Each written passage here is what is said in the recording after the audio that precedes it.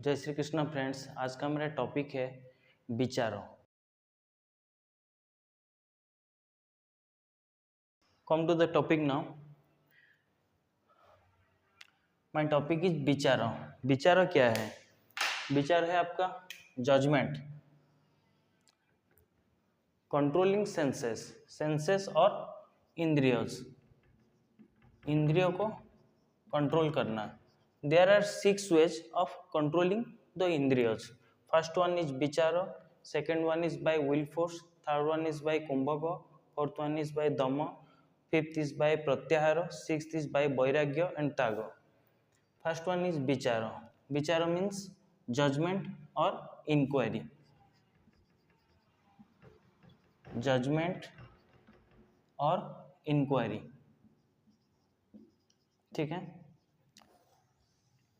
Perfect control, एक इंसान का परफेक्ट कंट्रोल विचार के थ्रू ही होता है।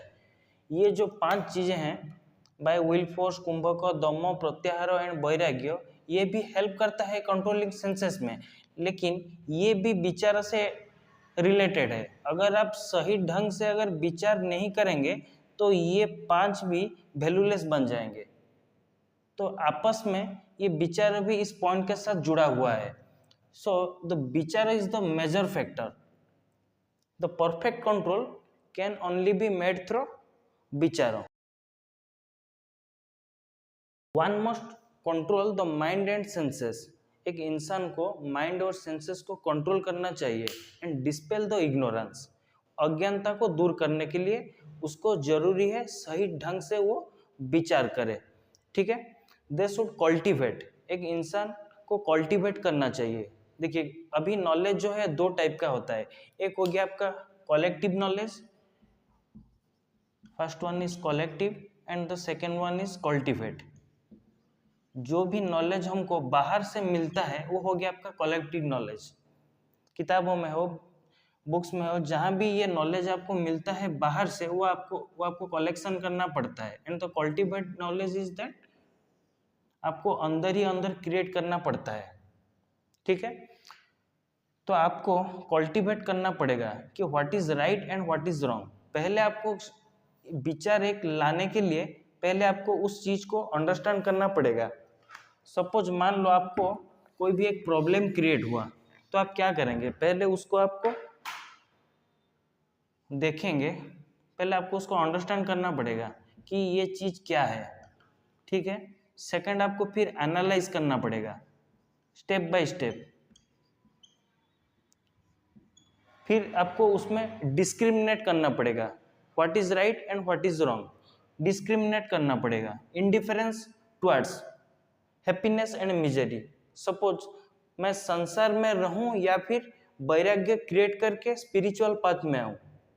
अब जब आपको डिफरेंस पता चलेगा तब आप क्विट करेंगे। That mean indifference towards that और डिफरेंस बिटवीन, आपको कल्टीवेट करना पड़ेगा कि difference between miseries and happiness.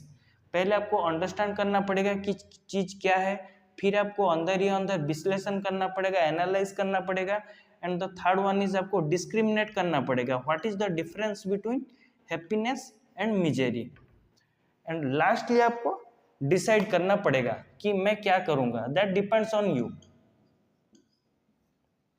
ठीक है। First understand, second analyse, third discriminate, fourth one is decide. आपको ये चारों चीज विचार में हेल्पफुल रहेगा कोई भी चीज को क्रिएट करने से पहले, ठीक है।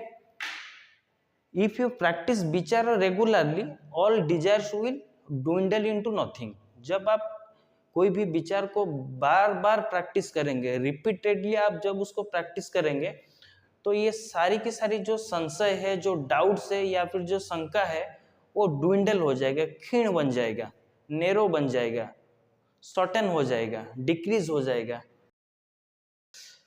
ठीक। सो हम गीता का 10.34 चैप्टर को जाएंगे, वहां से हमको हेल्प मिलेगा विचार करने के लिए, ठीक है। तो गीता का आपका 10.34 वर्ष को जाने से पहले ये एक ओडिया में कोटेशन है, इसका हिंदी का ट्रांसलेशन ये है। इसे डिस्क्राइब करने के बाद हम लोग जाएंगे। तो हम लोगों को परफेक्ट कंट्रोल जो है विचार का थ्रू ही होता है। ठीक है, इस कोटेशन में आपका है, यहाँ पर लिखा है प्रभु ही चैतन्य रूपे स्व प्रतिफलन। दैट मीन्स प्रभु चैतन्य के रूप में स्वयं प्रतिफलित है। ठीक है, यह छोड़ा देह सारा जड़रे गणन, इससे छोड़कर ये शरीर एक जड़ है। जड़ आपका हो गया लाइफलेस, जिसमें जीवन नहीं है। ठीक है, जड़ हो गया आपका लाइफलेस, चैतन्य को छोड़ के, except Chaitanya, the body is totally lifeless. ठीक है, प्रभु ही, प्रभु चैतन्य के रूप में स्वयं प्रतिफलित हैं। प्रभु यहाँ पर सुप्रीम सोल और एब्सोल्यूट, और हम लोग होते हैं सेल्फ, सेल्फ कॉन्शियसनेस, सेल्फ आत्मन, जिसे हम बोलते हैं अहम ब्रह्मास्मि, मैं ब्रह्म हूँ, परम ब्रह्म का एक पार्ट हूँ, नॉट इक्वल बट इक्विवेलेंट। ठीक है, प्रभु ही चैतन्य रूपे स्व प्रतिफलन, मीनिंग इज प्रभु चैतन्य के रूप में स्वयं प्रतिफलित हैं। It is the Lord who is conscious of himself. यहाँ पर हम लिख सकते हैं it is the Lord who is conscious of himself.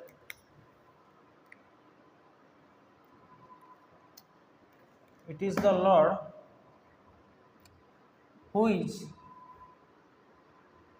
conscious of himself,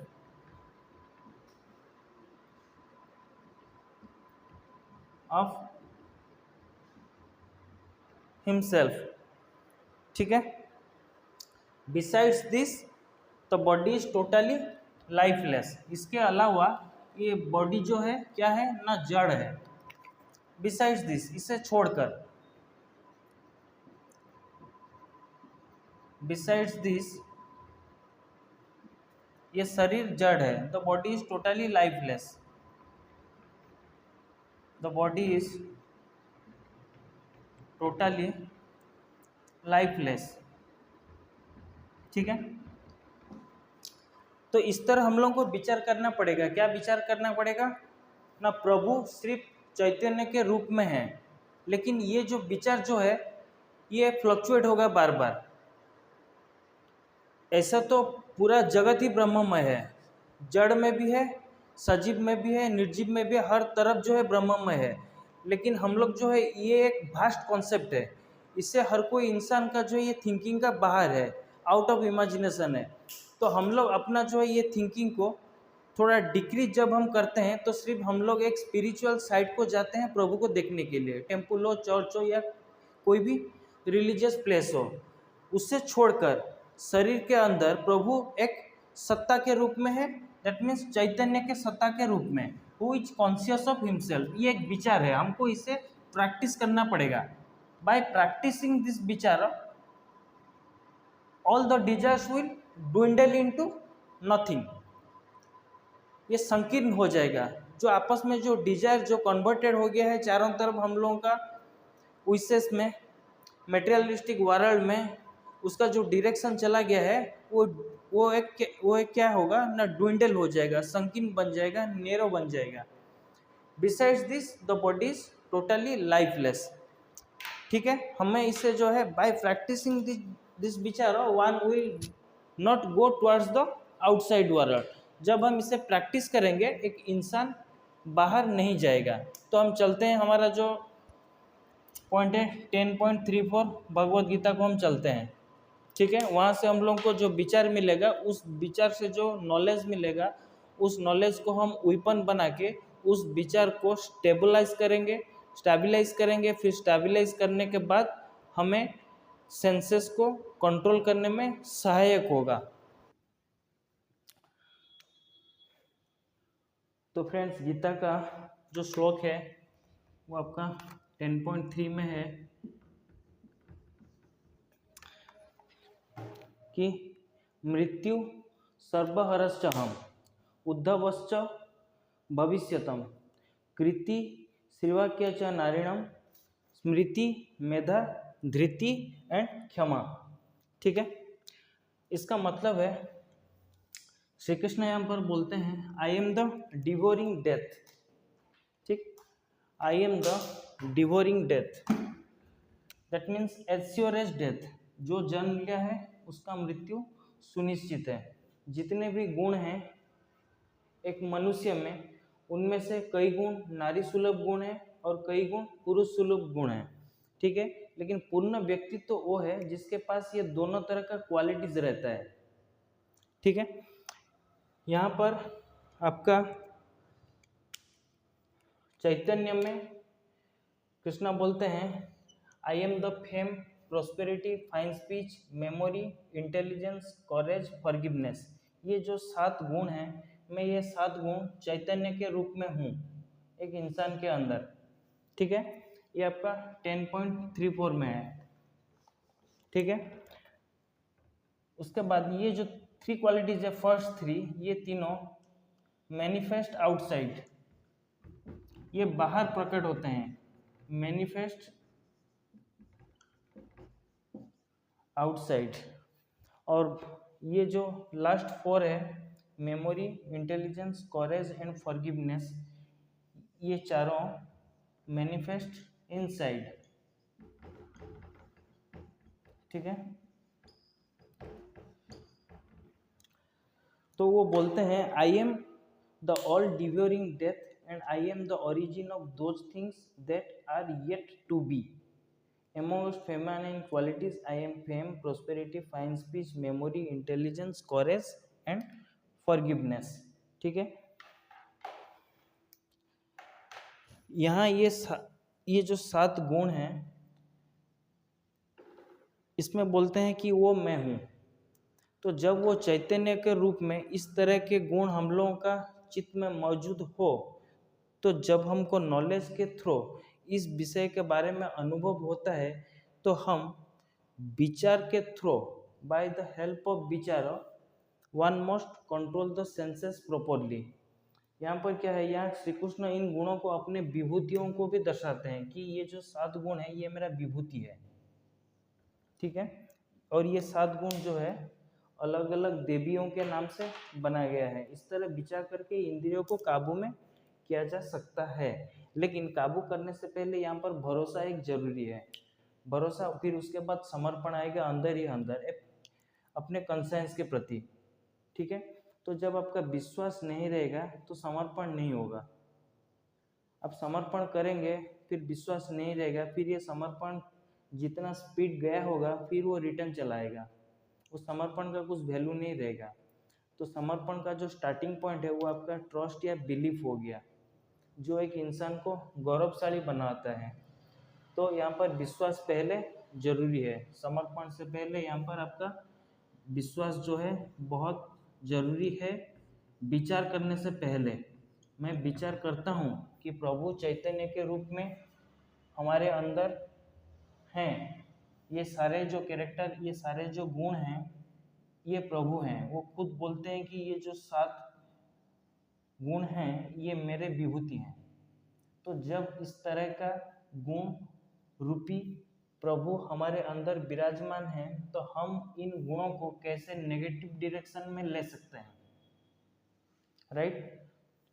हम इंटेलिजेंस को नेगेटिव अप्लाई करते हैं, अपने मेमोरी को अलग अलग चीज़ों में, विषय वासनाओं का जो चीज़ होता है उसे हम कलेक्शन करके अपने अंदर ही जमा करते हैं।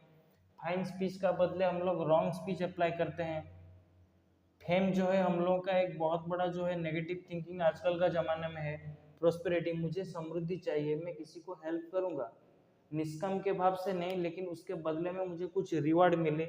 ये जो प्रसिद्धि है ये हम लोग को हमेशा सताता रहता है, तो वहाँ पर निष्काम होना जरूरी है। साहस भी होता है, लेकिन साहस के थ्रू हम लोग दूसरों के प्रति हम अटैक भी करते हैं, जिसे हम वीक समझते हैं उसके प्रति हम लोग अपना ये जो साहस जो है होना चाहिए, ये साहस को हम लोग नेगेटिव ले लेते हैं। और क्षमा भी हम लोग किसी को देने के लिए भी राजी नहीं होते। तो हम ये जो 7 गुण हैं हम लोग इसको नेगेटिव इस्तेमाल करते हैं। तो वो बोलते हैं कि ये 7 मेरे विभूति हैं और ये एक नारी सुलभ गुण है। फर्स्ट 3 ये आपका जो है मैनिफेस्ट आउटसाइड, ये बाहर प्रकट होता है, और स्मृति, बुद्धि, साहस और क्षमा, ये चारों जो है आपका मैनिफेस्ट इनसाइड, ये अंदर ही अंदर प्रकट होता है। तो इस तरह का विचार करके एक इंसान अपने बुद्धि और ज्ञान के थ्रू विचार करके जजमेंट करता है। उससे पहले वो डिस्क्रिमिनेट करता है, फिर डिस्क्रिमिनेशन से पहले वो उसको एनालाइज करता है, फिर एनालाइज करने से पहले उसको वो अंडरस्टैंड करता है कि ये सही है या गलत है। लास्टली वो डिसाइड करता है कि व्हाट टू डू और नॉट, वेदर टू डू और नॉट। ठीक है, इसके बाद जो है क्या होता है ना, आपका वो जो पाथ जो है वो क्लियर हो जाता है। हमारा जो पॉइंट है उन तक पहुंचने के लिए ये एक पॉइंट है, हमें इस पॉइंट से यहाँ तक जाना है। ये जो पाथ हो गया आपका, ये होली पाथ होना चाहिए। तो ये होली पाथ में बहुत सारा चीज हाइड होके रहता है। फर्स्ट हो गया आपका ट्रस्ट हो गया। ट्रस्ट यहाँ पर ये स्टार्टिंग पॉइंट में ट्रस्ट होना जरूरी है, स्टार्टिंग पॉइंट में ट्रस्ट होगा। और ये जो पाथ है, इस पाथ में आपको सरेंडर होना जरूरी है। सरेंडर भी ट्रस्ट के बाद होगा स्टार्टिंग पॉइंट में, लेकिन ट्रस्ट जो है पहले स्टार्टिंग पॉइंट है, फिर सरेंडर आएगा। इस पाथ में जो है आपको ये जो 7 जो गुण हैं इसे आपको अप्लाई करना पड़ेगा। By the help of this one must go from here to there, this is called as nectar path and here is absolute. यहाँ पर एब्सोल्यूट है और ये पाथ जो है आपका नेक्टर पाथ बन गया। हमें इसको प्रैक्टिकली अडॉप्ट करना पड़ेगा, फिर अडॉप्ट करने के बाद हम लोग उसको विचार करेंगे, तब जाके सेंसेस को कंट्रोल करने में इजी होगा। ठीक है, थैंक यू, फिर मिलते हैं नेक्स्ट वीडियो में। जय श्री कृष्ण।